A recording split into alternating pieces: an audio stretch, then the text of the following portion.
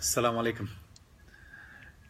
Allahumma la sahla illa ma ja'altahu sahla wa anta ya hayyu ya qayyum taj'alul hazna in shi'ta sahla. Allahumma rzuqna al-ikhlas fil qawli wal amal. If you want to sit on that chair, you're welcome to do so, brother.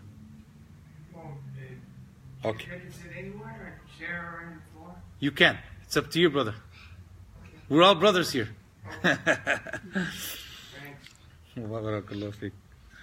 Okay.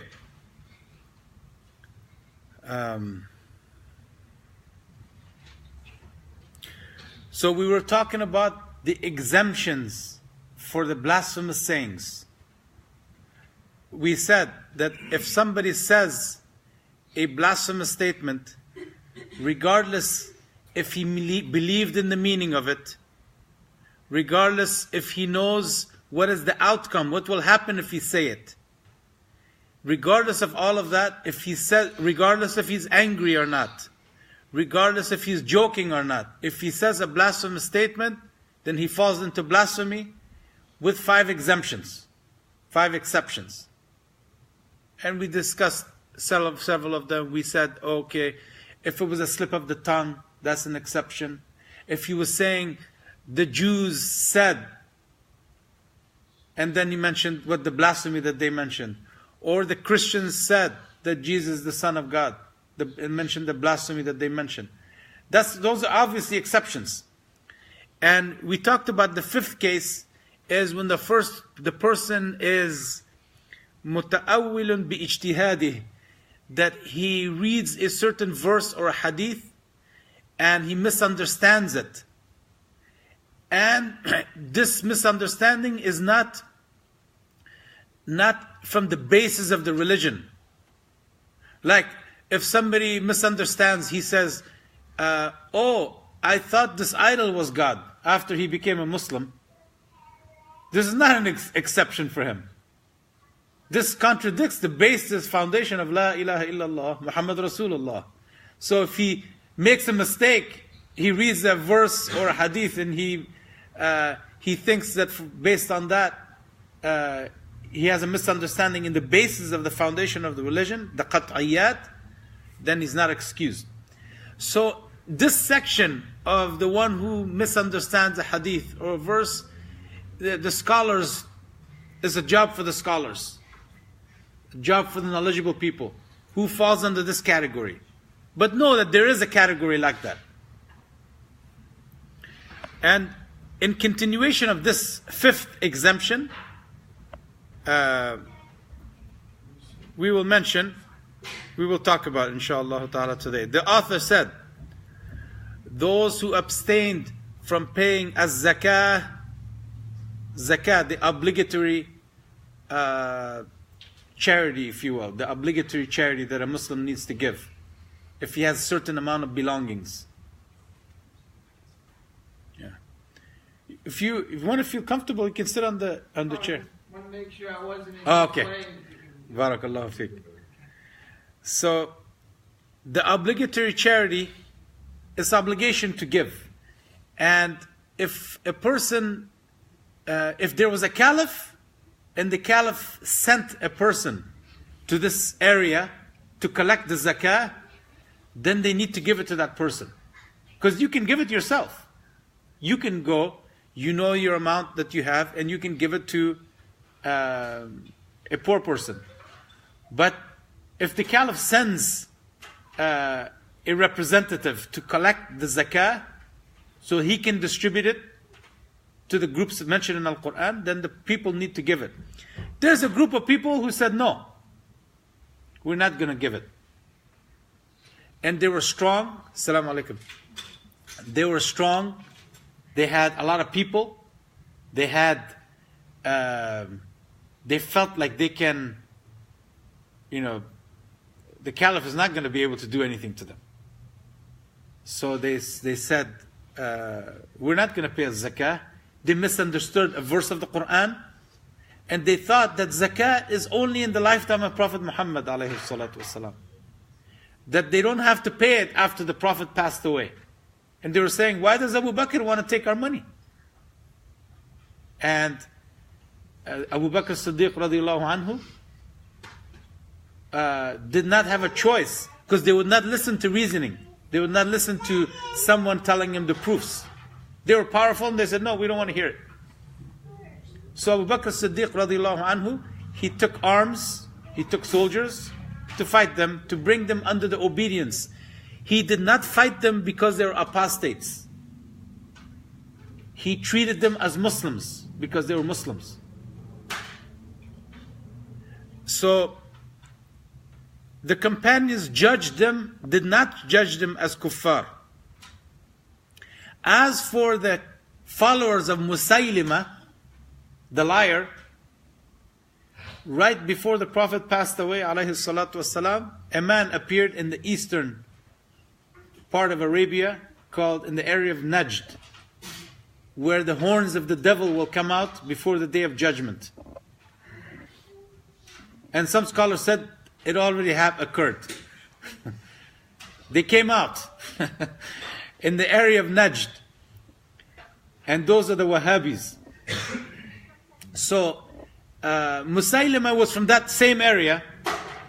He said, I am a prophet. He sent a letter to Prophet Muhammad alayhi salatu wasalam, claiming that he is a prophet. He said, why don't you become a prophet in the western part of Arabia? And I'm a prophet in the eastern Arabia. And we negotiate the lands and power and all of that. You know, I control this land and you control that land. Waliyadu billah. And the companions fought them. But they did not fight them as Muslims, treating them, judging them as Muslims. They fought them, judging them as apostates. Because before that, that area region already embraced Islam. They said to the Prophet ﷺ, sometimes people would do it out of fear, sometimes for other benefits, and sometimes they would truly embrace Islam. So in those cases, they suddenly, apparently, they were Muslims, and then they apparently they became non-Muslims, they became apostates. This is what they said, and this is what we judge, apparently. We don't see the inside of the person. So if somebody says, no one is God except Allah, he says, I testify that no one is God except Allah, and I testify that Muhammad is the messenger of Allah, we are obligated to deem this person as a Muslim. He's testifying in front of you. You don't know his heart. So, those are the two types of people. The fifth category pertains to that exemption of those who did not, they misunderstood something, but they did not fall into blasphemy. Amongst those people is another group, that the fourth rightly guided caliph, Aliy ibn Abi Talib, the son of Abu Talib, the cousin of the Prophet alayhi salatu wasalam, the rightly guided caliph, Khulafa al-Rashidin, the successors of the prophets, these four rightly guided caliphs, Abu Bakr, Umar, Uthmaan and Ali, the greatest of all the awliya and the most knowledgeable of this nation. And they're the greatest of all the awliya of all the nations. And the fourth one of them in status, in rank, is Ali, the son of Abu Talib, the cousin of the Prophet alayhi salatu wasalam. When he became the caliph, he fought 3 battles against Muslims. Unfortunately, his time was spent fighting with Muslims, radiallahu anhu. And the Prophet sallallahu alayhi wasallam ordered him to fight. In one hadith of Ali, he said, the Prophet ordered me to fight these 3 groups before they appeared. So he knew when he becomes the rulership and as a ruler, he's going to fight these people because the Prophet had already told them about it. Sallallahu alayhi wasallam. But he did not fight this group and judge them as apostates. He fought them, judging them as Muslims, with the exception of one of those groups that has apostates in them. We'll talk about that. The explanation: not everyone who's fought rightfully by the Caliph is a blasphemer. The Caliph may fight some people, although they're Muslims. We do not say that those people who did not pay Azzakaah were apostates because Abu Bakr fought them. Sometimes the Caliph fights a group for another reason. This is the case of those people, and likewise those who revolted against the Caliph. Revolting against a Caliph is a major sin. You're not allowed to fight against a Caliph, especially if he's a rightly guided Caliph, one of the four. For sure, you're not allowed to fight against him. And even a Caliph that is not pious, once he becomes a Caliph, you're not allowed to fight him to take him out of power. This is the Aqeedah of Ahl Sunnah. This is what Ahl Sunnah believe. And this is what we believe. Why? Because it causes a lot of fitna and harm in society to Muslims. So, the people who fought against, revolted against the Caliph fights them. He's entitled to fight them. Why? It is because is it because they're apostates? No. He fights them to bring them back under his rulership, following the rules of Islam. So, just as Abu Bakr fought those people who did not pay Azzakaah and did not deem them as kuffar, likewise Ali radiallahu anhu fought those people and they're not judged as kuffar. And he fought them in 3 battles.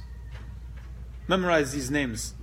It's the battle of Al-Jamal, the battle of As-Siffin, and the battle of An-Nahrawan. Ali radiallahu anhu fought Muslims, and those Muslims were unjust for fighting him. Then the battle of Jamal, the camel, the battle of As-Siffin, and the battle of Nahrawan. Let's give an introduction to this case. If a Muslim is appointed as a Caliph in the proper way, and he truly becomes a Caliph, then it is prohibited to revolt against this Caliph. In the proper way, the pious people give allegiance to this man. If this Caliph changes, it's possible that a human being, his heart will change. If he doesn't remain in being a good person, he was a good person and then he changed. The people are not allowed to fight him after he was appointed. Allegiance was given to him already. They're not allowed to fight him once he becomes the Caliph. It is prohibited to fight him to take him out of power. Of course, he is not obeyed in sin. So if he says to you, and we were at that time, we had a Caliph, and he says to one of us, do this sin. He tells you to do something which is a sin. You don't obey him. Allah Ta'ala ordered us to obey the Caliph, and not in matters that contain sinning. In other matters that there's no sin in, then we need to obey the Caliph. The one who wants to take the Caliph out of power, his example, مثل الذي يهدم مصرا ليبني قصرا وعليكم السلام ورحمة الله, is the example of the one who wants to build a city. Is the example of the one who wants to build a castle and he destroys the city. A king, let's say, he says, I want to build a castle and I want to pick up the best stones. So he destroys everybody's home, he takes the best stones and he builds a castle. This is not praiseworthy act. So the example of the people who want to take the Caliph out of power, we're not talking about presidents, we're talking about the Caliph. The presidents in each Muslim country now, they're not Caliphs. There's only one Caliph for the entire Muslim nation. So, the one who wants to take the caliph out of power is like the one who wants to build a castle while destroying the whole city. Because that's what's going to happen. A lot of tribulations are going to occur. Muslims are going to die. A lot of fitna is going to occur. So when the Prophet Muhammad alayhi salatu wasalam passed away, the pious Muslim, all of them, the companions, gave allegiance to Abu Bakr Siddiq without anyone saying otherwise, including Ali radiallahu anhu. Ali was alive, healthy, present, not ill, and the companions chose to give allegiance to Abu Bakr Siddiq. He was not away in another country, he was there. And the companions chose Abu Bakr Siddiq. There is no doubt in anyone's mind that Abu Bakr Siddiq will be the caliph. If anyone had a doubt, it would be between Abu Bakr and Umar. But they didn't. They gave allegiance to Abu Bakr Siddiq radiallahu anhu. Then Abu Bakr Siddiq, before he passed away, on his deathbed, he appointed Umar ibn al-Khattab. When he was asked, what are you going to answer on the day of judgment? That if you're questioned that you put as a ruler Umar the son of al-Khattab. He said, I will say that I put the best of them in power. Radiallahu anhu. Then after Uthmaan passed away, after Umar passed away, he chose a group of people, that one of them, and then the companions chose Uthmaan. Amongst those group, they decided with Uthmaan. Then Uthmaan passed away, and the Muslims gave allegiance to Ali radiallahu anhu, and he became the caliph. So once Ali radiallahu anhu became the caliph, the people started to make tribulations for him.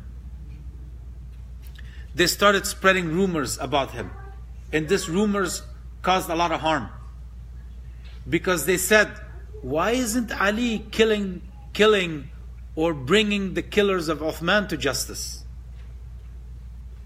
And Ali is the most knowledgeable of this nation. Doesn't he know how to do that? He would know better than them how to bring the killers, how to find out who they are, and what does Islam say about that. He knows better than them. And Ali did not know. When he did his investigation, he's not Islamically permitted to kill innocent people, as they do in some countries. They take anyone just because they're under pressure to find a killer in a certain neighborhood or a certain big shot. They'll probably take an innocent person and blame it on him and put him in jail. Ali radiallahu anhu, he was just. He did not do that. So they kept spreading rumors that, the reason why he's not bringing the killers of Uthman to justice and killing them is that he must have had a hand with them. So this is some of the rumors that spread. As for Uthman, what happened during his time? During the time of Uthman, how did he get killed? Uthman radiallahu anhu, some bad people from different areas gathered. They claimed to come for Hajj, and after coming for Hajj from different areas of Muslim countries, Muslims, they started to gather and started to say, Uthman is doing this wrong and that wrong. They started claiming some things which were false. And Uthman, he dealing with, during the time of Uthman, the Muslims spread to east and west. He sent soldiers in the east and west, and the Islamic Caliphate grew by a large portion, because his Caliphate was very long compared to all the other three companions. But when it comes to Muslims, when it came to Muslims, he was very gentle with them. And he did not want to cause anyone harm that he's going to be questioned for. So when these people gathered around his house claiming what they claimed, Uthmaan was very gentle. And he called them and said, what is it that you want? They made demands. We want this and we want that and we want this. Uthmaan radiallahu anhu did not see a harm in giving him what they want. So whatever they demanded, Uthmaan ordered for it and he gave it to him. It was not haram. There was no harm in it. So he gave him whatever they wanted. We want this. He made some demands. And Uthmaan, by the way, was already told by the Prophet ﷺ that he would be a shaheed. He would die as a martyr. And sometimes the Prophet would give details to them about what will happen to them.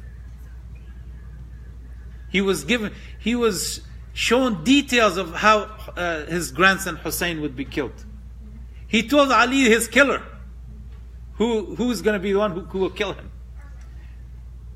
And he told Uthmaan, after you take the Caliphate, if ever somebody wants to come and take you out of power, don't listen to them. Stay as the Caliph, as the ruler, and don't listen to them. So they demanded one of those things that they were saying, that he needs to be taken out of power and this type of things. And so Uthmaan gave him what they want. They had to head back to their countries. So as they were leaving Medina, they were not successful in what they wanted. They wanted fitna, they wanted tribulations. So what to do now? He gave us everything that we demanded. They came back to Medina and they sieged his house. And Uthmaan easily had an army. Remember, has had armies going all over the different parts of the world. He could have easily subsided them. But because they were Muslims, he did not order for any soldiers. He allowed them to be he allowed himself to be under that siege. And on top of that, he ordered those people who loved him, who would die defending him. He had some slaves that would die defending him. He ordered them, if you see anyone entering the house and wants to cause harm to me, I order you not to defend me. So it was easy for them to come and kill him. He ordered all those people that wanted to defend him not to do anything. He didn't order for the soldiers, and these people had a siege for several days around his house. And the companions on top of that sent their sons, because he didn't want any soldiers, so they sent their sons. We're not talking about children, we're talking about grown men at that time, strong men. Like Ali sent his son Al-Hassan Wal-Hussein and others, Abdullah and other of their sons there to go and protect him. So they went. Some people snuck in from the back of the house. No one saw him. The Prophet had already said it's going to happen. They snuck in and they killed Uthmaan radiallahu anhu. So after Uthmaan was killed, Ali became the Caliph, and the people started saying, why doesn't Ali bring those people to justice? Maybe he got, they were saying, as if they're saying, maybe he got rid of him so he can be the Caliph. And who was doing that? A man named Muawiyah, who was a companion. He was assigned to be a ruler in the area of Asham.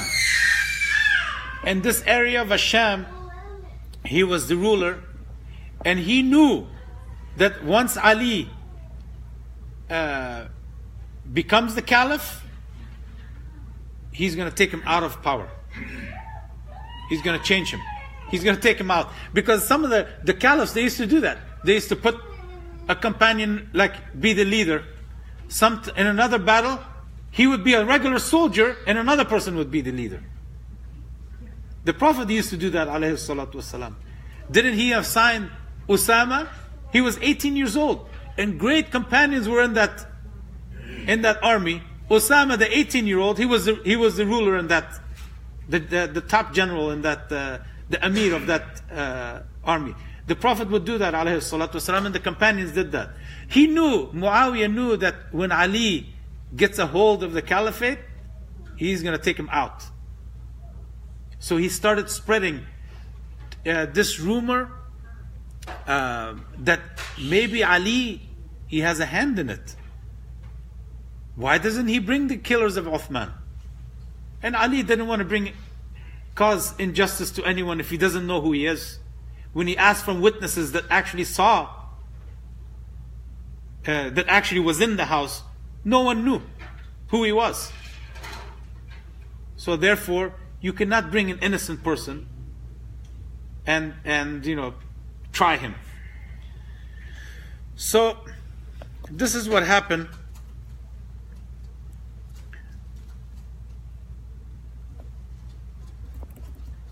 After Ali radiallahu anhu was appointed a caliph, some people gathered in a city, southern part of Iraq, in the city called Basra, a very famous city.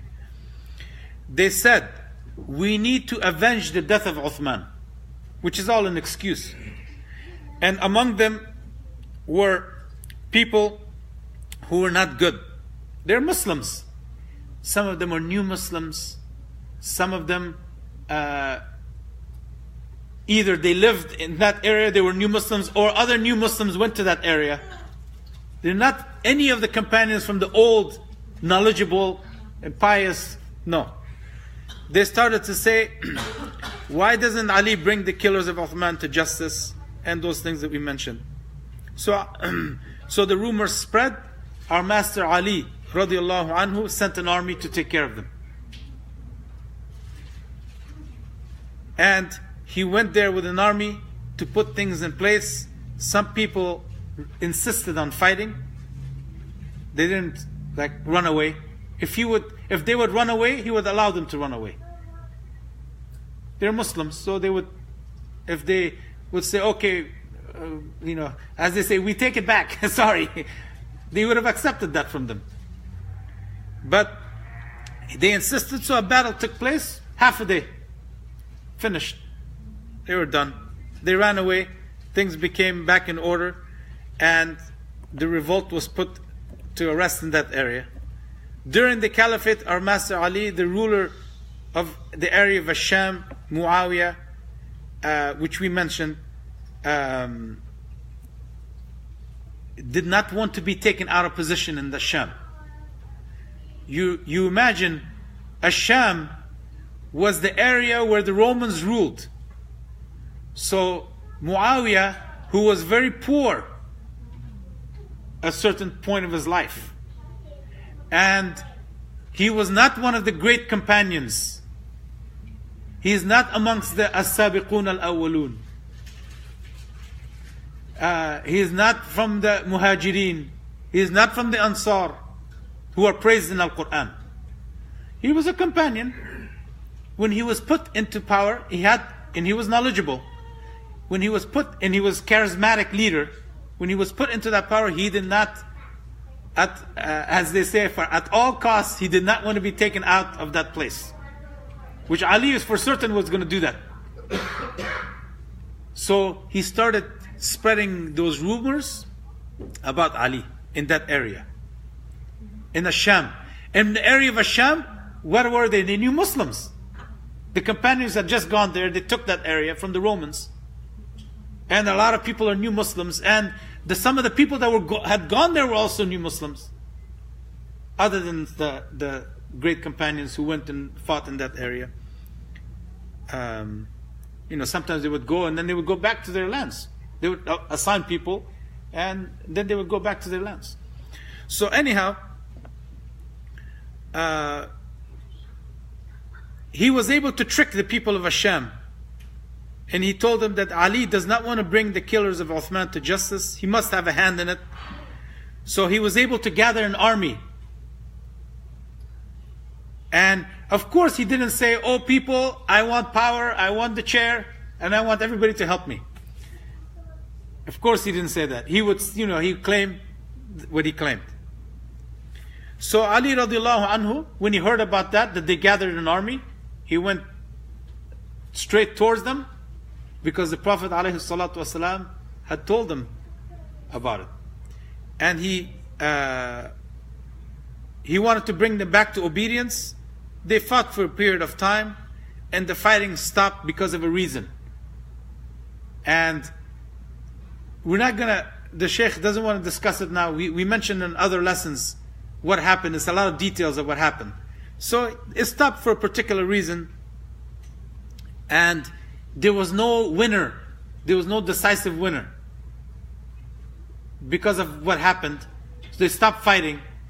And so Ali radiallahu anhu, because of what happened, he decided to go back, regroup, explain to some of the people the trick that they pulled, and to make them very aware of what's happening, and then regroup and come back. That was his intention.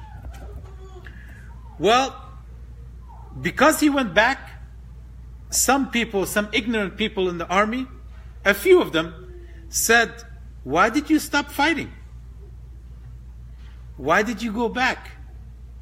Aren't you right?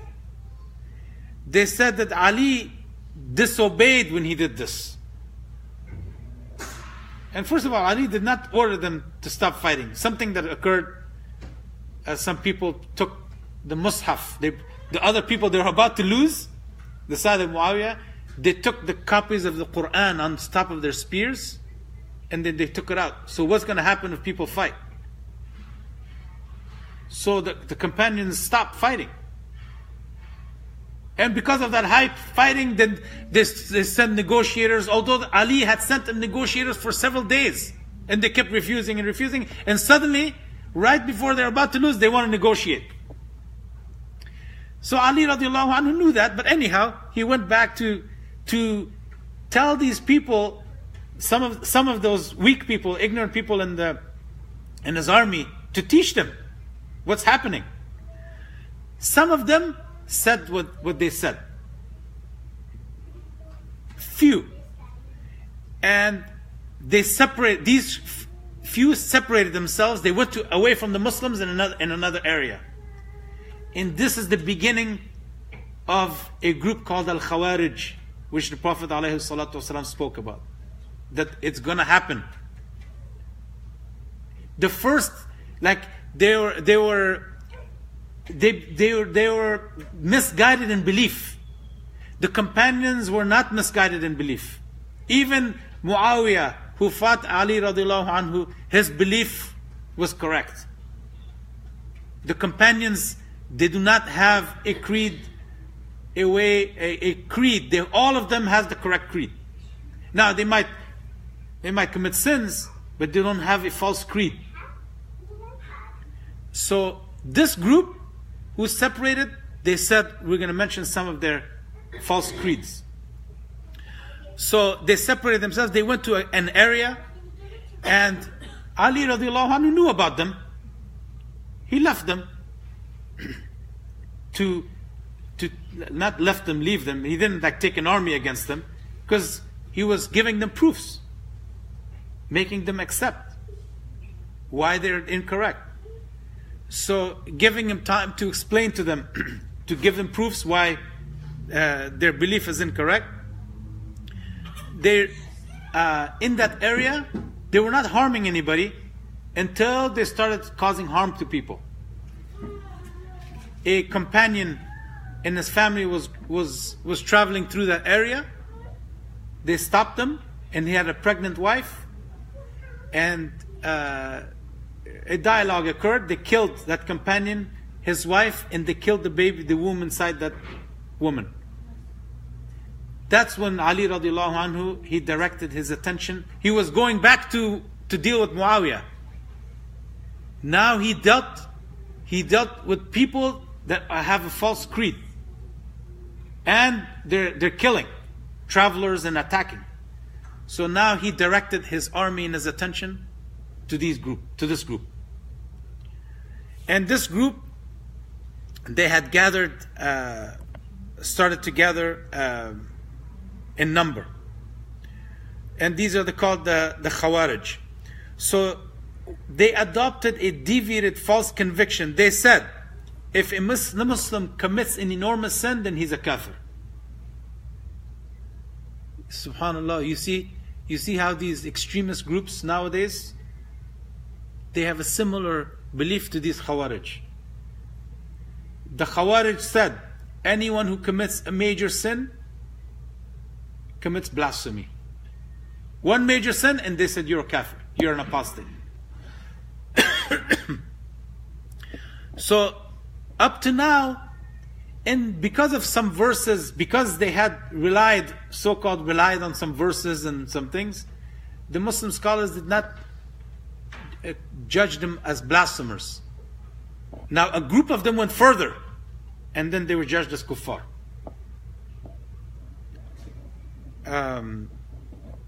So if a person, because of he reads a hadith or a verse of the Quran, he thinks a major sin is blasphemy because of his ignorance, this is not blasphemy for him.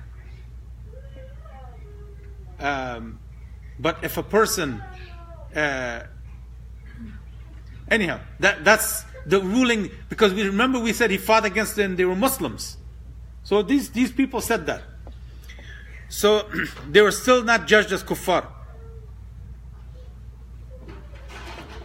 The Khawarij had gathered until they started recruiting, until they got 12,000 people. When we're talking about people, we mean fighters. So they got around 12,000 people to gather. If you think 12,000 people, even nowadays, imagine the population at that time is not like the population of nowadays. The population is a lot more nowadays. 12,000, even nowadays, is a large number as soldiers. So Ali radiallahu anhu went towards them with an army. He talked to them. He sent Abbas, the knowledgeable companion, the interpreter of the Quran, the cousin of the Prophet ﷺ, Abdullah ibn Abbas, to talk to them. Abdullah ibn Abbas went to speak to them. He gave him very beautiful proofs, and 8,000 amongst them, they repented on the spot and they went away. Once they heard the proofs that Abbas gave them, they could not say anything to it. 4,000 remained stubborn. They did not accept proofs. They insisted on fighting. So when they got to that point, Ali radiallahu anhu told his soldiers, he said, fight them. I swear by Allah that not 10 of us will be killed and not 10 of them will remain alive. The fighting started and ended quickly, and amongst them, 9 people remained alive, and amongst the Muslims, they're still fighting Muslims. So amongst those deviated Muslims, there were 9 people that survived, and amongst the soldiers of Ali radiallahu anhu, 9 people were killed. And this is because the Prophet ﷺ had told him that. Remember, he said, the Prophet has told me to fight in these battles. And he mentioned the 3 battles. So he already mentioned what is the number going to be. And he didn't stop there. After the battle was over, he said, go and search amongst the dead for a man. He has this mark in his palm of his hand. It's like a breast that's growing in his hand, like the shape, like an extra piece of thing in the palm of his hand. So the companions went, looked for amongst the dead. They were looking at the palms of their hands, and they came back to him. They said, there's no such person. Ali radiallahu anhu said, there is.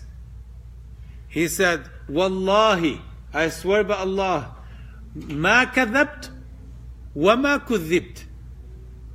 He said, I swear by Allah that I did not lie, and I was not lied to.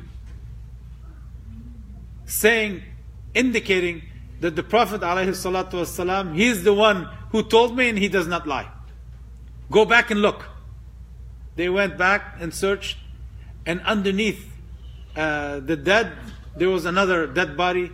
They took his hand and they saw that breast that was in his, is like an extra piece of thing that has in his hand.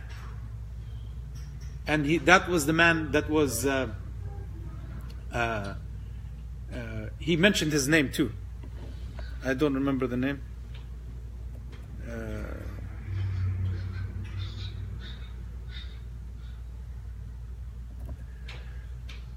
Okay, now the Khawaarij, they have another faction that they're not Muslims. This faction, they went further. They didn't just only say that if somebody commits a major sin, that he becomes an apostate. They went further. They said that if someone steals, kills, commits zina, drinks wine, etc., by that he becomes a kafir. This was the original conviction. This was a deviation. Some of them went beyond. They said anyone who does not agree with us is a kafir, and his blood is lawful to be shed. So deeming permissible the killing of Muslims, they said this is permissible. And they said anyone who is not amongst us, they're kuffar.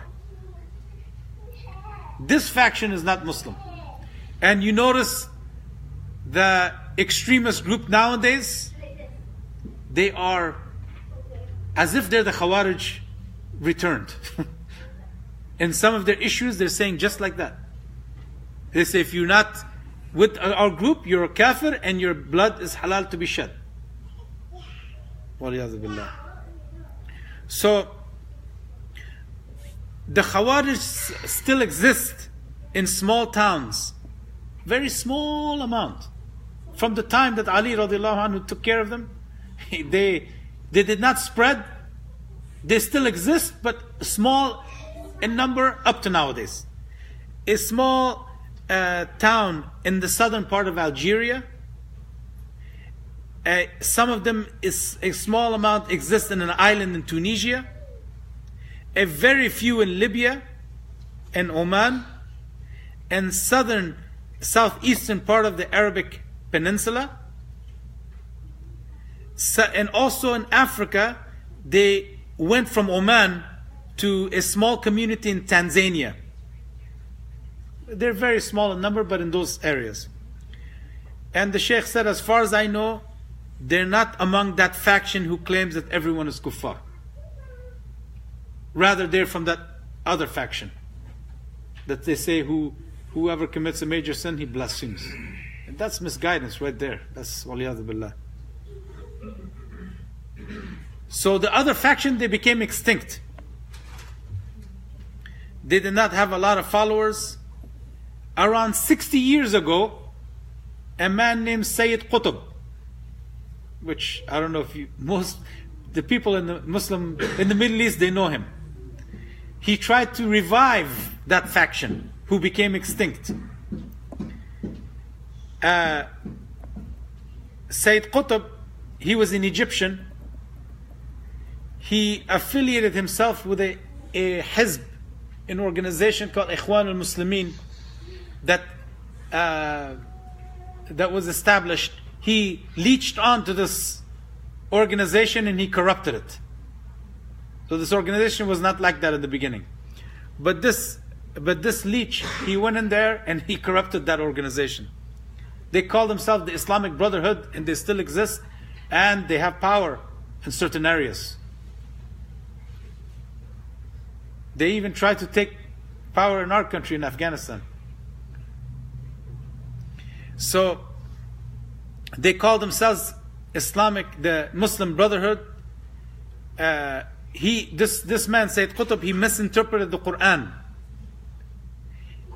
In one case, he said that any ruler who rules even in one case with other than the Islamic rules, he becomes a kafir. So now he's talking about the ruler. So, as they say, any ruler. So he's talking about all the presidents in all the Islamic countries. First, he starts with them. He said they're all kuffar because in all the Muslim countries, the laws are mixed nowadays. Every single Muslim country. Saudi Arabia, the first thing they do, what do they call? They call themselves Kingdom of Saudi Arabia. And the Islamic law is surely not implemented there. And likewise, every other country. So they declare every single ruler as a kafir because they say he ruled by one ruling which is not revealed by Allah.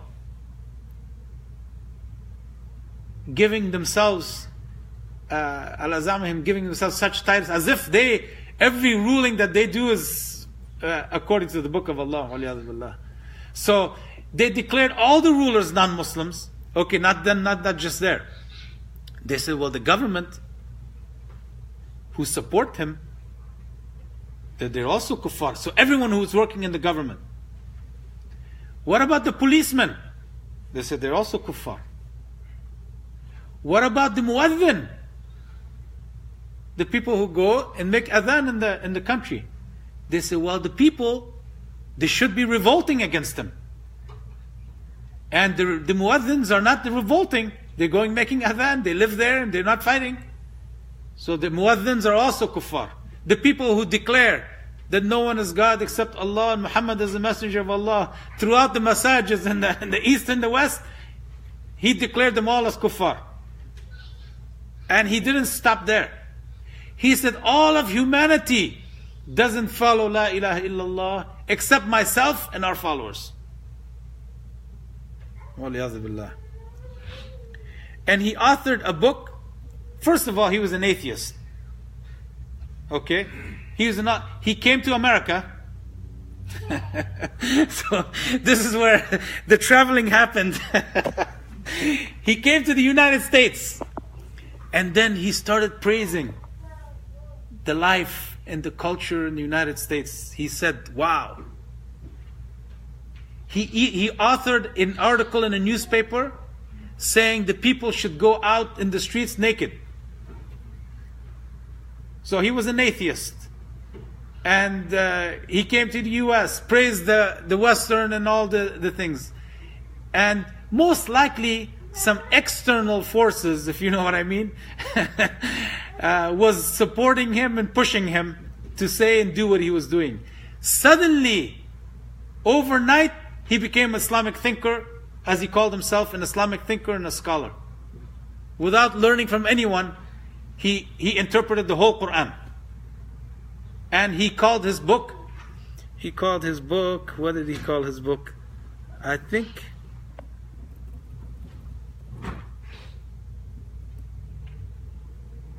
I forget, it'll come. So he put a name to his book, and he said, he just flipped overnight, and he became Islamic, according to him, an Islamic thinker, a savant, an interpreter of the Quran, from being an atheist and encouraging the people to go out in the streets naked and praising the Western way of life and all of that. So he put the seed of all the extremist organizations. What time did he come out? Around 1954, 55, 56 is when he started doing that. He went to jail, and out of jail, bam, he said, I became a scholar. I became a savant. And he had an interpretation of the Quran with him. So then he planted the seed for almost all the extremist organizations that's happening nowadays. It goes back to him. They use him in his book as a reference to claim what they're doing, because they're saying everyone is a kafir, their blood is lawful to be shed.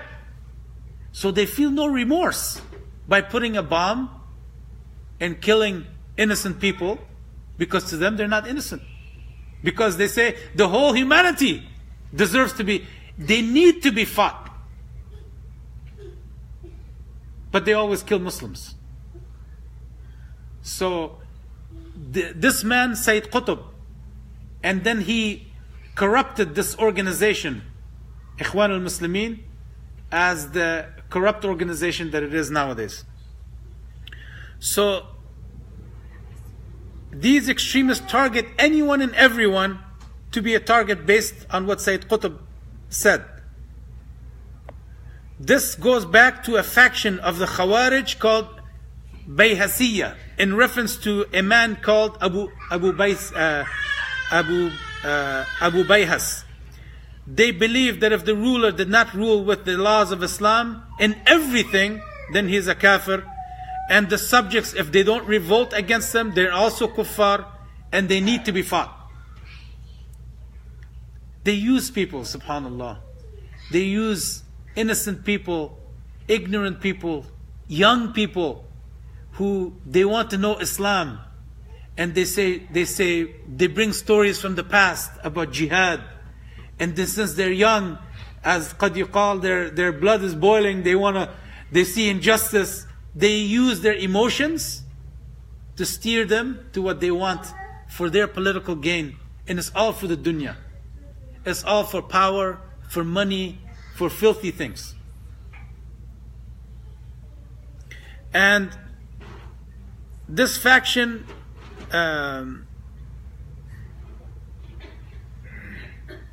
we mentioned that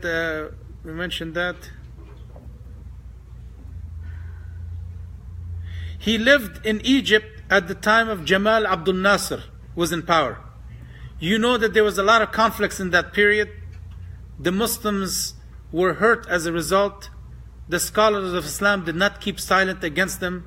This is why they do not spread as much as they could have. With all the money that these external forces spend on them, they would be able to go very far. But alhamdulillah, one poor scholar, he could protect the whole city from them. And he has no money in his pocket. But he's trustworthy, and the people listen to him. So he's able to affect a lot of people. And them with their newspapers and their media and all of them, the internet and the books, they're not able to affect, like the saying of this one scholar who has ikhlas, who does it for the sake of Allah, and that transfers. The Muslims are smart. They hear that and they can distinguish and they know. Otherwise their harm would be even greater. Going back to Musaylima, the liar, he said about himself that he is a prophet. And of course this by itself is blasphemy. Why?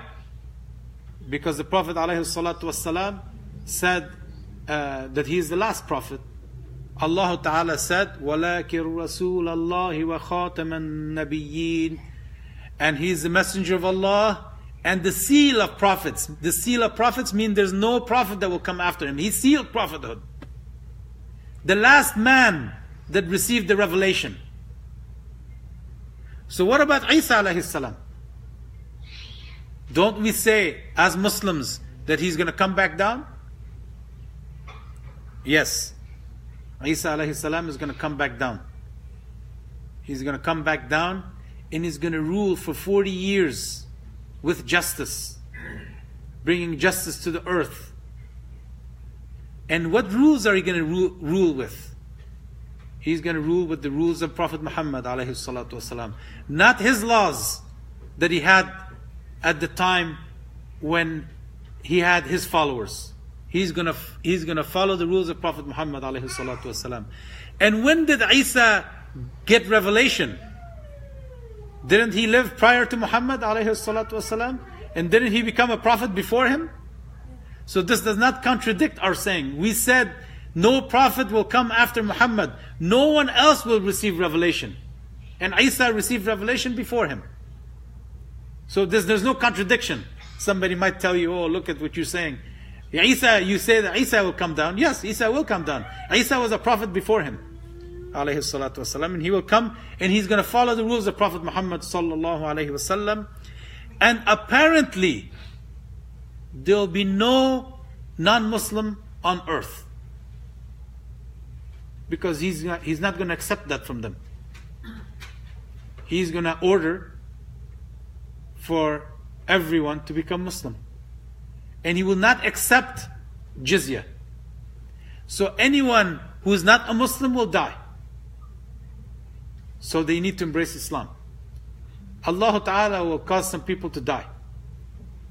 So during his time there will be apparently only Muslims on earth. And he will come down on earth, he will get married. What do those priests they do?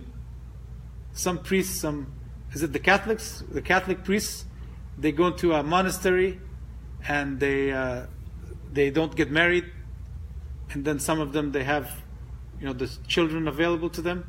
Waliyadhu billah. So anyhow, they were caught. They became on the news. Everybody, this is something well known. So anyhow, Isa alayhi salatu wasalam will marry, because every single prophet got married. And not just that, he will have children from that marriage. And then he will die, because every one of us will die. There's no exception. Every single human being will die. So Isa alayhi salatu wasalam will die, and he will be buried next to his beloved, his brother, Muhammad sallallahu alayhi wasallam, in al-Madinah, next to his grave. The Prophet alayhi salatu wasalam mentioned where he's going to be buried, Isa alayhi salam. And Isa alayhi salam will come and he will say salam to Prophet Muhammad alayhi salatu wasalam. He will make Hajj or Umrah, and he will come and he will say salam to the Prophet, and the Prophet will say wa alaikum as-salam back to him. Because all the prophets are brothers. They come with the same creed. As if they're from the same father, but with different mothers. It means, what does that mean? They all have the same religion, the religion of Islam, but their rules differ. The rules of each prophet, the rules of prophets, they differ. Of each messenger, their rules differ.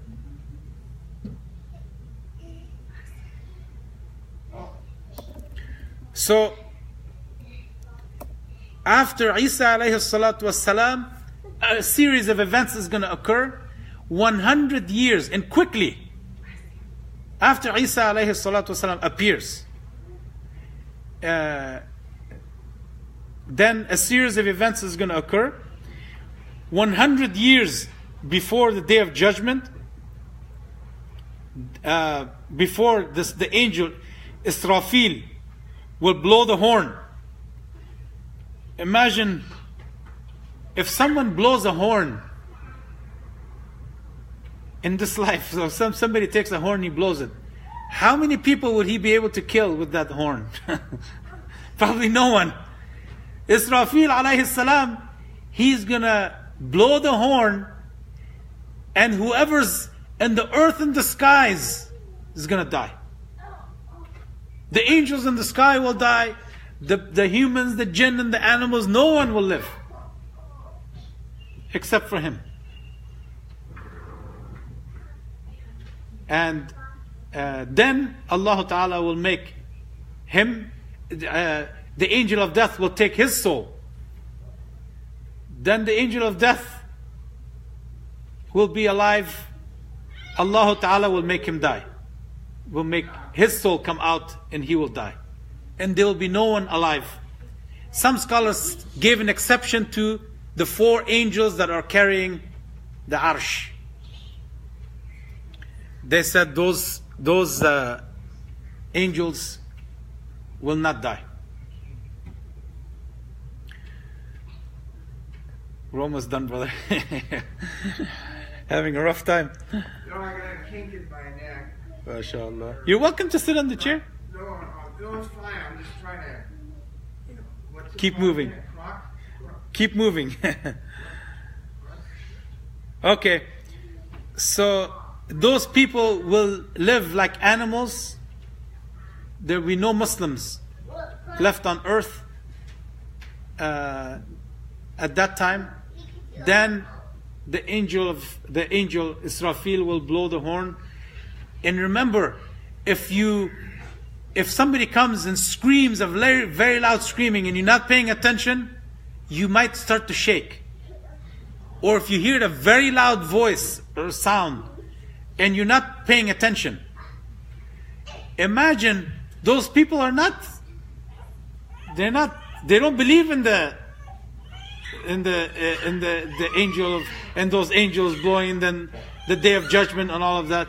So it will be very terrifying to hear that, and they will die. And then Allah Ta'ala will bring him back to life, Israfil, and he will blow it again. And then everyone will become alive again. We will come alive and come out of the grave, and we're going to be standing, looking. You'll be coming out of your grave, standing and looking. So the people need to prepare for that day. And going after money, going after homes, going after women, going after having many children, going after all of these things is not going to be a benefit to you. The benefit that you will benefit from, what we will benefit, is the believing La ilaha illallah Muhammad Rasulullah, and then learning the knowledge and implementing the knowledge, doing the good deeds. Your good deeds are the only thing that will benefit you after you die. Everything else will leave you in this life. No matter how much your wife loved you, when you die, you part. Your children, same. Your homes and your money will be distributed right away. And your health is going to be gone. Because in the grave, very short amount of time, the body deteriorates and decays. May Allah Ta'ala protect us in the grave, inshallah ta'ala. Question and answer. Somebody asked, and the Shaykh answered, all the stars, planets are under the first heaven. Because he said, Isa will come from the heaven. So somebody thought maybe he's talking about paradise. No, there's 7 heavens. And each heaven, the stars, the sun, the moon is in the space before they're reaching the first heaven. The first heaven is a physical body, a solid ground that has a door, and you can enter it, you can walk on it. So it's not air or gas or whatever those scientists might say. So, and we can see the bottom of it is blue. So, another question was asked, and of course there's 7 heavens, and above that is paradise, and above that is the Arsh. Ali said that the Prophet ﷺ told him to fight in those 3 battles. We mentioned that. Another question about the Shia was asked, and the Shaykh gave a little bit of what they believed. He said, Shia is a faction that started to appear during the time of Ali radiallahu anhu. The basic saying of the Shia is that Ali is the one who deserves the Caliphate. They said he's the only one. Not Abu Bakr, not Umar, not Uthmaan. They said Ali is the only one who deserves the Caliphate. So they said the Caliph, the companions, the Prophet, they claimed the Prophet told the companions that you need to pay allegiance and make Ali the Caliph. But the companions flipped, according to them. The same companions who sacrificed their lives, sacrificed their money, sacrificed their families, sacrificed themselves, and most of them obeyed Allah in everything. Those same companions, as soon as the Prophet passed away, according to them, they all flipped and they appointed Abu Bakr as the Caliph. This doesn't make any sense. And then they said, Ali is the only one that deserves, from the companion, he's the one that deserved to be the caliph. And then, not just that, they said after Ali, it goes back to his son, his offspring. But not all of them. Not from the lineage of the rest. Just from Al-Hasan wal-Hussein. So then this Ali radiallahu anhu, when he passed away, that's one. So he's the first, according to them, he's the first caliph. So we're going to talk about the 12 imams. Then, he said after Ali, Al-Hasan, who became the caliph after Ali, Al-Hasan became the caliph for 6 months.